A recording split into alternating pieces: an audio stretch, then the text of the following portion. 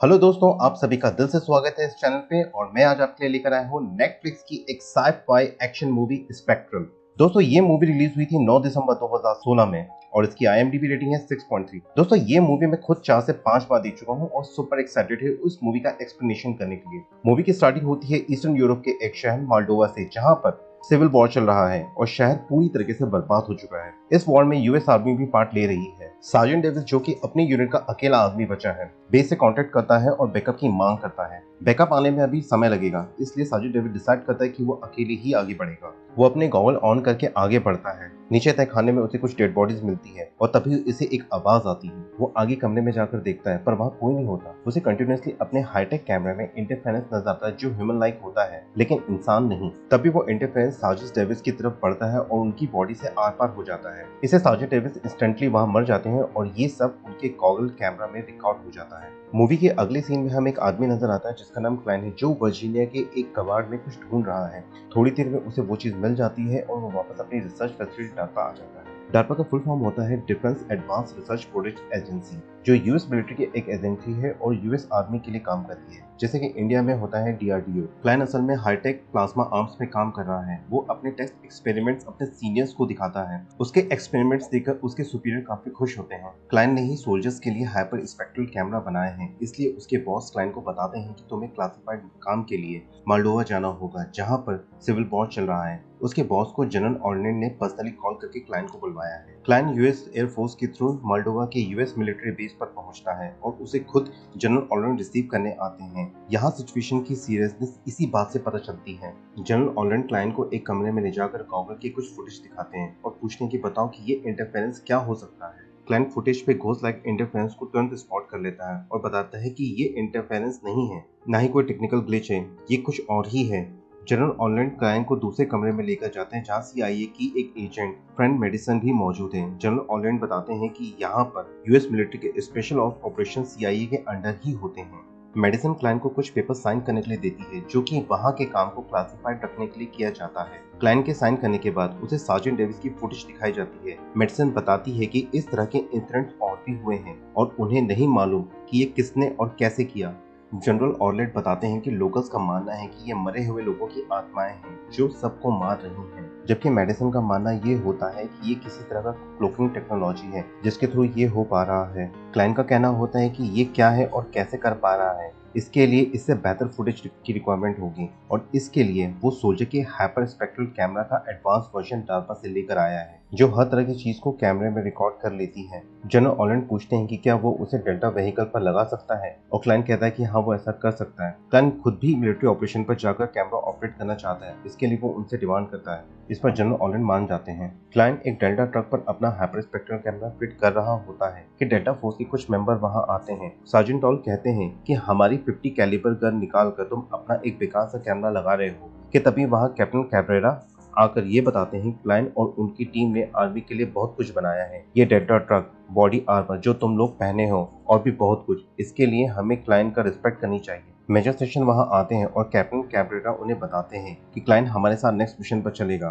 ताकि वो एक बेहतर शॉट ले सके। मेजर सेशन क्लाइंट को जल्दी काम खत्म करने का कहकर वहां से चले जाते हैं। शाम को कैप्टन कैब्रेरा क्लाइंट को बताते हैं कि मेडिसन भी हमारे साथ नेक्स्ट मिशन पर चलेगी क्योंकि उस पर काफी प्रेशर है और उसके सीनियर किसी भी हाल में जवाब जानना चाहते हैं। अगले दिन कैप्टन कैब्रेरा पूरी टीम को मिशन एक्सप्लेन कर रहे हैं। वो बताते हैं कि पिछले दिन उटा टीम को डुलेस्टी भेजा गया था, जहां से वो लोग अभी तक वापस नहीं आए हैं, तो अब डेल्टा टीम को वहां जाकर यूटा टीम को वापस लेकर आना है। डेल्टा टीम क्लाइंट और मेडिसिन को लेकर जाती है और डुलेस्टी शहर की एक बिल्डिंग के पास रुकती है और डेल्टा टीम बिल्डिंग के अंदर जाती है। क्लाइंट, मेडिसिन और कैप्टन कैब्रेरा डेल्टा ट्रक में ही रुककर मॉनिटर कर रहे हैं। डेल्टा टीम बिल्डिंग के हर एक कमरे को चेक करते हुए आगे बढ़ रही है।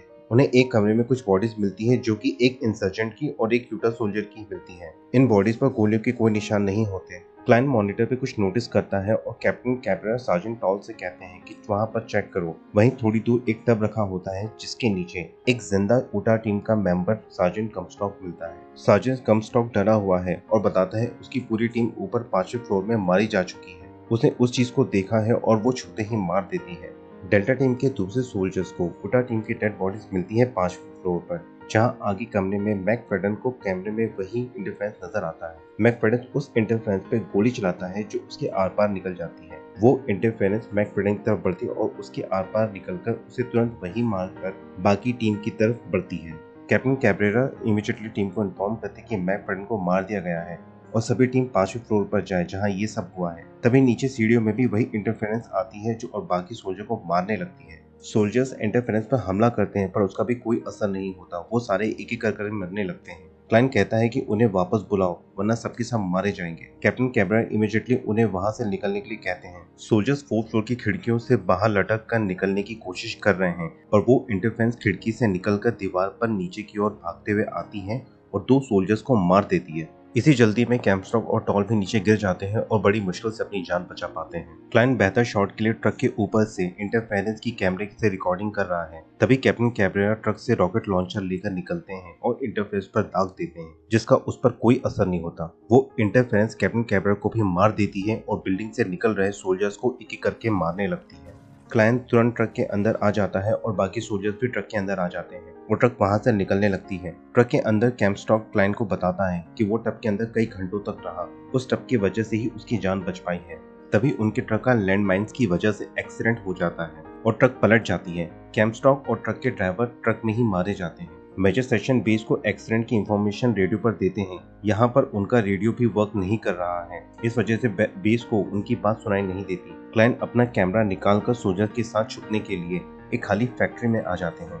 फैक्ट्री से वो फिर बेस को कांटेक्ट करने की कोशिश करते हैं पर उन्हें सिग्नल न मिलने के कारण कांटेक्ट नहीं हो पाता। फैक्ट्री में सोल्जर्स आपस में बात करते हैं कि वो इंटरफेरेंस क्या था। क्लाइन बताता है कि उन पर जिसने हमला किया वो इंसानी जैसा था पर इंसान नहीं था, जो सोचने समझने की काबिलियत रखता है। उनके गॉगल्स लड़ाई में बर्बाद हो गए हैं और कुछ डिस्चार्ज हो गए हैं। क्लाइन का कैमरा अभी चल रहा है। उसे देखने पर यह पता चलता है फैक्ट्री में कई इंटरफेरेंस हैं जो किसी काली रेत में फंस रहे हैं।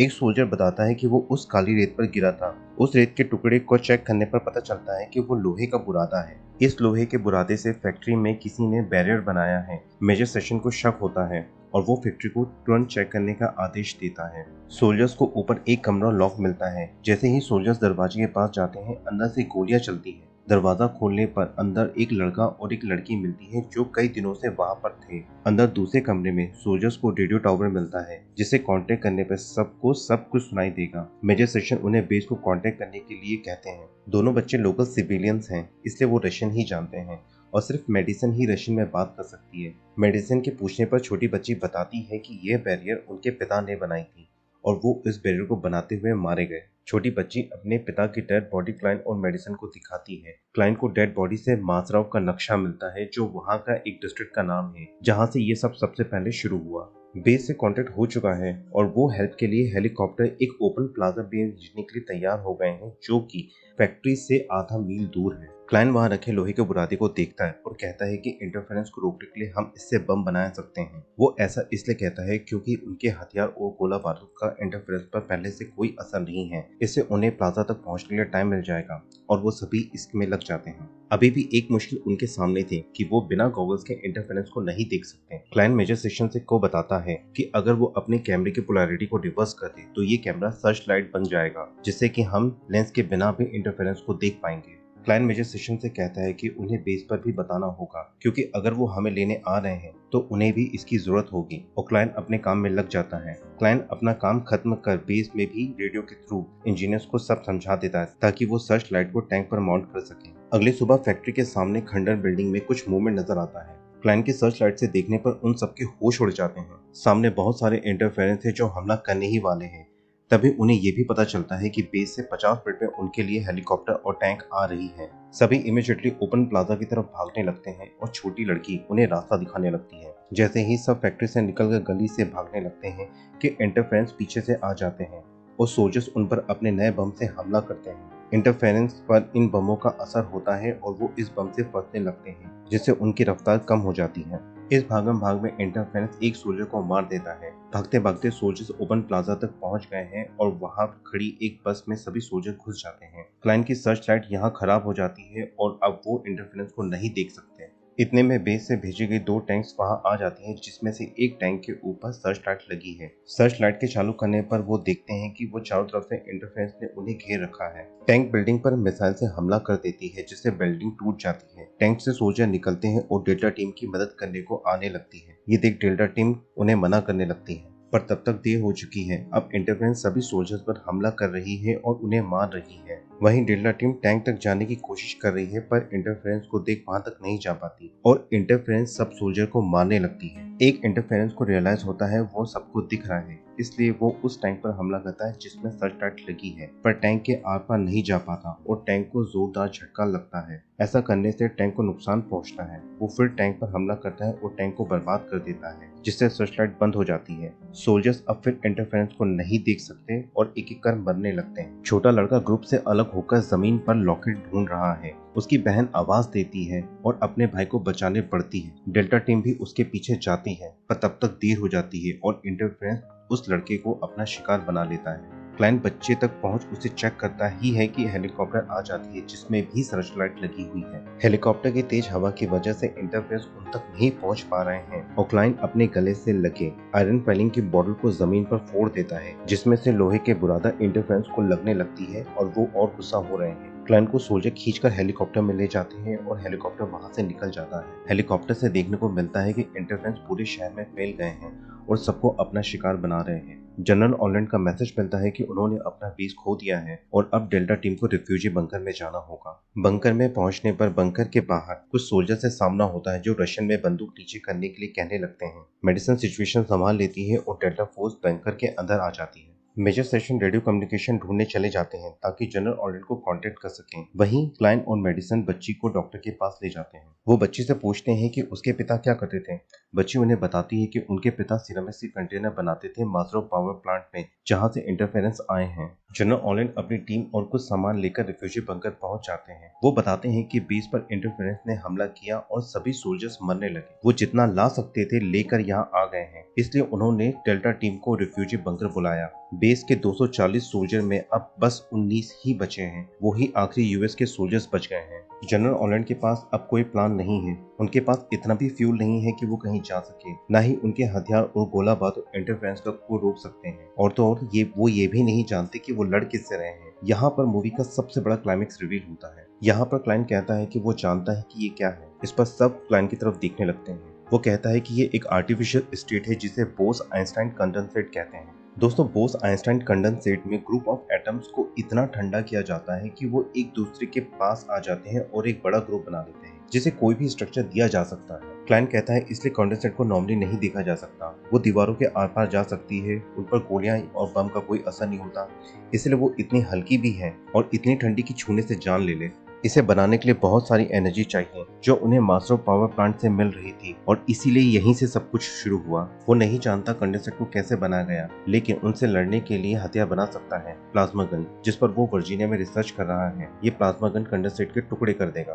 क्लाइंट कहता है कि उसे प्लाज्मा गन बनाने के लिए इलेक्ट्रॉनिक, ऑप्टिक और वो गैस की जरूरत है जो वो बेस से लेकर आए हैं, और उसके बाद वो मास्टर पावर प्लांट पे हमला कर कंडेंसेट को रोकेंगे, क्योंकि अगर ऐसा नहीं किया गया तो कंडेंसेट कहाँ तक फैलेंगे इसका अंदाजा भी नहीं लगाया जा सकता और वो अपने रास्ते में आने वाली हर एक चीज को मार देंगे। सभी सोल्जर बेस से लाए हुए गियर्स को बंकर के अंदर ले आते हैं और क्लाइंट हथियार बनाना शुरू कर देता है। उनके गियर बॉक्स में एक रोबोट मिलता है जिसके ऊपर सर्च लाइट को इंस्टॉल कर दिया जाता है। क्लाइंट सभी के लिए प्लाज्मा गन बना चुका है जिसका टेस्ट अब फील्ड पर होना है। जनरल ऑलैंड डेल्टा टीम के साथ हमला करने का प्लान बनाती है। सभी सोल्जर्स गियर अप होते हैं। जनरल ऑलैंड सभी सोल्जर्स को एक लास्ट स्पीच देते हैं और सोल्जर्स मास्टर पावर प्लांट की तरफ हेलीकॉप्टर से अपने आखिरी मिशन पर निकल जाते हैं। मास्टर पावर प्लांट 5 हेलीकॉप्टर पहुंचती है। एक हेलीकॉप्टर से रोबोट और मेजर सेशन कुछ सोल्जर्स को लेकर वेपन टेस्टिंग के लिए उतरते हैं। सर्च लाइट के ऑन करते ही उन्हें कंडेंसेट नजर आता है। मेजर सेशन अपना वेपन को रेडी करते हैं। कंडेंसेट उन्हें देखकर उन पर हमला करने के लिए तेजी से उनकी तरफ बढ़ता है और यहाँ पर प्लाज्मा गन की पहला शॉट फायर होता है जो सीधा कंडेंसेट से टकराती है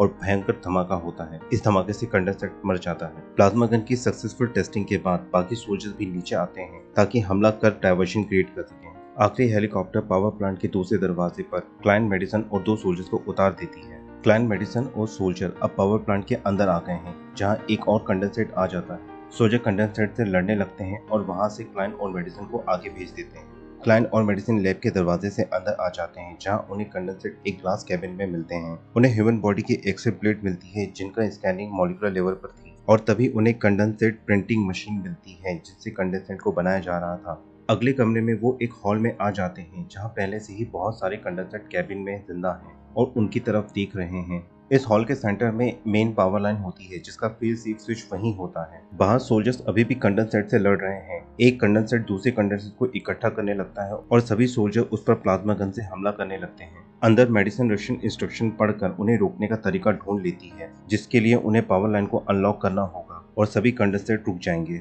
बाहर हो रही लड़ाई का असर अब अंदर भी पड़ने लगा है, जिससे कंडेंसेट की ग्लास की वॉल में दरारें पड़ गई हैं और वो खुद भी निकलने की कोशिश कर रहे हैं ताकि वो क्लाइन को रोक सकें। क्लाइन तुरंत पावर लाइन को अनलॉक करने लगता है। बाहर मेजर सेशन सबके हथियार इकट्ठा करके लिंक कर देता है और प्लाज्मा कैनन को चार्ज करने लगता है ताकि बड़े कंडेंसेट पर हमला कर सके। अंदर एक कंडेंसेट कैसे आजाद हो जाता है और क्लाइन पर हमला कर देता है, पर मेडिसिन प्लाज्मा गन से शूट कर उसे मार देती है। क्लाइन एक एक कर सभी पावर लाइन अनलॉक कर देता है, पर अभी भी कंडेंसेट रुके नहीं है। मेडिसिन कहती है क्लाइन को अभी भी मेन ब्रैकेट को खींचकर उसे अलग करना होगा। क्लाइन ब्रैकेट को खींचने लगता है, पर वो ब्रैकेट नहीं निकल रहा है। इतने में मेजर सेशन ने पोजीशन ले ली है और प्लाज्मा कैनन भी चार्ज हो गई है और वो फायर कर देता है, जिससे बहुत बड़ा धमाका होता है और अंदर के सभी कंडेंसेट आजाद हो जाते हैं। कंडेंसेट अब क्लाइन की तरफ बढ़ रहे हैं। इतने में क्लाइन ब्रैकेट को खोल देता है और गिरने लगता है। सभी कंडेंसेट एक साथ फटने लगते हैं और हवा में ही घुलने लगते हैं। मेडिसिन तुरंत नीचे आती है ताकि वो क्लाइन को उठा सके। बाहर भी कंडेंसेट बिखरने लगे हैं। मेजर सेशन समझ जाता है क्लाइन ने अपना काम कर दिया है और वो लड़ाई जीत चुके हैं। नीचे क्लाइन और मेडिसिन को एक सीक्रेट चैम्बर मिलता है जहाँ बहुत सारे ग्लास के बॉक्सेस हैं। इन बॉक्सेस के अंदर ह्यूमन बॉडी के पूरा सीएनएस सिस्टम होता है जो कंडेंसेट को कंट्रोल कर रही थी। ये सीएनएस ना तो जिंदा है ना ही मुर्दा, बस तकलीफ में है। ये सीएनएस एक मशीन से कनेक्टेड है जिसे क्लाइन निकाल देता है और सीएनएस वहीं घुलने लगता है। मेडिसिन उसे रोकती है, हम इसी के लिए यहाँ आए हैं, ये सबूत है, हम इसे यूज कर सकते हैं। लेकिन क्लाइन वैसा नहीं है, वो इसे खत्म करना चाहता है ताकि ये दोबारा ना बने और इसमें मेडिसिन भी अब साथ देती है। लड़ाई के बाद बचे हुए लोग वापस बंकर में आते हैं जहाँ उनका मेडिकल ट्रीटमेंट होता है। तब तक यूएस आर्मी का बैकअप आ जाता है और एक नई सर्वे टीम को मास्टर पावर प्लांट भेजा जा रहा है सबूत इकट्ठा करने के लिए। डेल्टा टीम में मेजर सेशन को मिला के अब सिर्फ 3 ही लोग बचे हैं जो फिर से वापस जाने की तैयारी कर रहे हैं। छोटी बच्ची क्लाइन को थैंक यू बोलती है और क्लाइन मेडिसिन को कहती है कि यहाँ पर मेरा काम खत्म होता है। जनरल ऑलैंड को वापस हेलीकॉप्टर से भेजते हैं और यहाँ पर मूवी खत्म हो जाती है। दोस्तों, आपको मूवी का एक्सप्लेनेशन कैसा लगा मुझे कमेंट सेक्शन में बताएं और इस मूवी को एक बार जरूर देखें। मिलते हैं नेक्स्ट वीडियो में, तब तक के लिए गुड बाय।